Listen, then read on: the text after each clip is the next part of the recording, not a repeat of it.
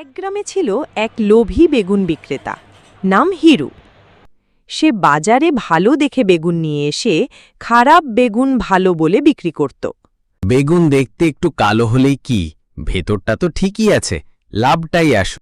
এক রাতে সে তার বাকি খারাপ বেগুনগুলো বিক্রি না হওয়ায় রাগে মাঠে ফেলে দেয়। ঠিক সেই মাঠে এক পুরনো গাছের নিচে এক পেতনি বাস করত, কালনী। আহারে, বেগুনটা পচা, কিন্তু মনে হচ্ছে লোকটা বেশি চালাক। কালনী ঠিক করে তাকে একটা শিক্ষা দিতেই হবে। হিরো বাজারে যায়, দেখে সব বেগুন নিজে থেকেই চকচকে হয়ে গেছে। সে খুশি হয়ে বলে, এই হিরো নাম্বার 1, আজ তো পুরো বাজার ফাঁকা করে ফেলবো। লোকজন বেগুন কিনে নেয়, কিন্তু দুপুরে সবাই পেট ব্যথা, মাথা ঘোরা। এক মহিলা চিৎকার করে বলে, এই বেগুনের গন্ধ কিরে, এটা তো পচা। গ্রামের মোড়ল হিরুকে জিজ্ঞেস করে, হিরু, তুমি আবার পুরনো পচা বেগুন এনেছো বাজারে বুঝি?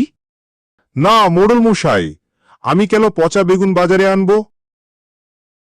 রাত, ঝড়ো হাওয়া, দোকানে হিরু একা বসে গুনছে টাকা। এই টাকা কার শরীর খারাপের দাম হিরু? কে কে ওখানে পিছনে কে?